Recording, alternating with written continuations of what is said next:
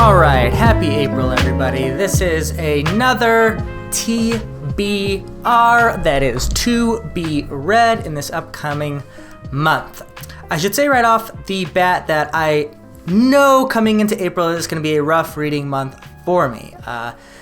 Thankfully, in the world at large, with the vaccine to COVID, it looks like the pandemic is going to be, if not winding down, at least coming to a place where businesses are able to open up again, especially my business, which, if you don't know out there, is a coffee shop and movie theater, will be able to operate more. And so I'm doing a lot of work in April leading up to sort of a big grand reopening in May right now. So that is taking up a lot of my time and a lot of time that I've been using to both make videos and also to read for the channel. So both my amount of videos and the amount of reading that I will get done will probably take a hit, I'm guessing. We'll see. Could not be. We'll just see. But so keep that in mind. I don't have a huge TBR this month, and that's basically why. And I'm really focusing on a couple of key, like my favorites, which is what I'm going to be doing here. By the way, if you need more videos, because I'm here, Chris over at Chris Bookish Cauldron is doing Veda, which is video every day in April, which is awesome because I love his content. So you get a lot of good content there, and that's a good segue to the Skyalong, hashtag Skyalong, that I'm doing with Chris. This is the world of Scala as created by Lynn Flewelling, and the first TBR, I don't have the physical copy yet. I bought it used. It's coming to my house at the moment, but I wanted to have a physical book to show you that I will be reading the second book in the Night Runner series, which is the first series in sort of the Scala universe. It is called Stalking Darkness, and it looks a lot like this cover, but slightly different, and obviously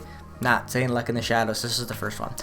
I really enjoyed the first one. It was simple, but so enjoyable. Loved the characters, loved kind of the skullduggery-esque aspect of it, and it's very, very short. It's like 500 pages, less than 450 pages. So it's not too late to join the Skyalong. All you have to do is finish this quick one, Luck in the Shadows, and then sometime this month, read Stalking Darkness. You can discuss that on my channel, my Discord channel. The links are always down in the description of my videos to join that. Or we have live video, YouTube videos every month on each book that will kind of be rotating between my channel and Chris's channel. So we did Luck in the Shadows, the first book, over on Chris's channel. So that's available now. So a lot of different ways to get along in the Skyalong, and I would definitely recommend it. Speaking of favorites, I'm going to continue to go through the Anne of Green Gables series as a whole by L.M. Montgomery by going to the sixth one, which is Anne of Ingleside. I really enjoyed Anne's House of Dreams, which I thought sort of got back into the groove after Anne of Windy Poplars wasn't my favorite. So I'm excited to get going on this book. I mean, again, I feel like I've said all that I can say about these, just that they are a delight to read. M.L. Montgomery is one of the best writers I've ever read. Her descriptions are fantastic. The outlook of Anne on life and joy, even in the face of tragedy, is fantastic. How she values humans. I don't know what to say. Read L.M. Montgomery and read Anne of Green Gables. Robin Hobb. I am going to read the second book in the Tawny Man trilogy, Golden Fool. Now, the problem with a lot of these books is there are a lot of sequels, so I can't really talk about what happens in them without giving stuff away. So I'm not going to say anything about this except that I love this cover. I think it's gorgeous, and you guys know, if you've watched me for any length of time, I love Robin Hobb, and if you didn't know, now you know. I love Robin Hobb. You should read Robin Hobb. One of the best working, I think actually her and Steven Erikson are the best working fantasy authors right now, period. So there's my big thoughts on that. Speaking of Steven Erikson, I'm also reading a book from the Malazan universe, not actually written by Steven Erikson, but by his writing partner, or I guess world-building partner, because they don't like write together. Anyway, Ian Esselman. I'm going to be reading Return of the Crimson Guard. I wanted to get to this in March, but time just got away from me. This is the another novel of the Malazan Empire. So the 10 main books are by Steven Erikson, and there are novels that sort of spin off from that of individual stories called a novel of the Malassian Empire, and those are by Ian C. Esselmont. So this is the first sort of thicker version of those. I've already read one of his books, which I enjoyed. He's definitely a very different author than Steven Erikson, and I think it's fun to have those different writing styles in the same world, where both authors have the same amount of ownership of that world. It's not like Erikson came up with this world, like Star Wars, like everything is sort of like George Lucas came up with this world and other people are sort of riffing on it.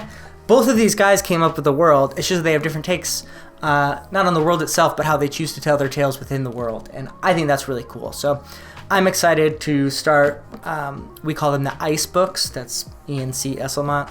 I'm really excited to start the Ice books, as the Malaz community would say. Finally, as I said, this is a short little list. I'm going to be reading my first physical arc I've ever gotten from Orbit, called The Shadow of the Gods by John Gwynne. Now, this is very, very fun for me because I know a lot of people have read Gwynne before, whether it's the Faithful and the Fallen series, or I'm forgetting the name of his other series, but he has another trilogy that a lot of people really, really enjoy. And I have no doubt that I will enjoy. I don't know how much and to what extent, but from everything I've heard, I think I would enjoy it. But I haven't gotten there yet. And so I'm going to be delving into his new book and his new trilogy completely free of previous opinions on this author, which I think is pretty rare for someone on Fantasy BookTube these days. So I'm excited to read this. This is a it's not relatively short. I always accidentally say, if it's under 500 pages in my head, it's like a relatively short fantasy work. I don't think that's really true, but it's about 500 pages, and this is going to come out the first week in May, so I want to have a really well thought out review on it before then to give you guys an idea whether you want to pre-order it, buy it, maybe find it at the library, whatever it might be. So I will definitely be reading this probably earlier rather than later in the month.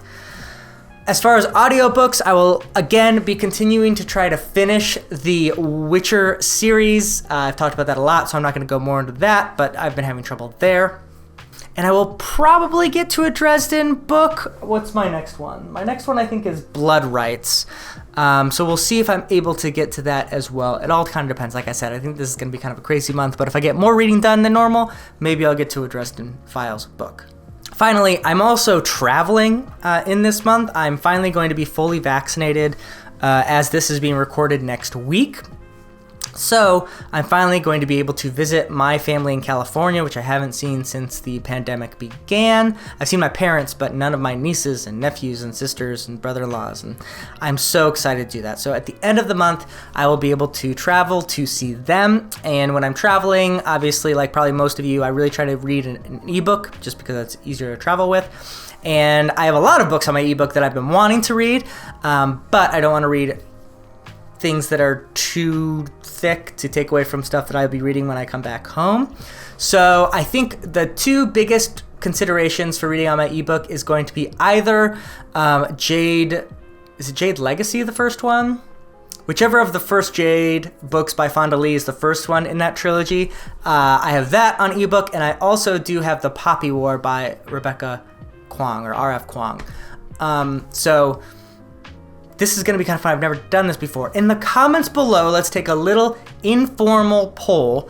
And also, if you're on my Discord, the link's in the description. You can also tell me there. Let me know which of those two books you would like me to see. I'm traveling, like I said, the last month of April, so we have some time over the month to kind of get people's feel of which one they would rather have me read first. So, again, I think it's Jade Wars, the first one. No, I think it's Jade Legacy. I don't know. Whatever the first Jade book, or The Poppy War, which is the first one in that series. Which one would you rather have me read at the end of April?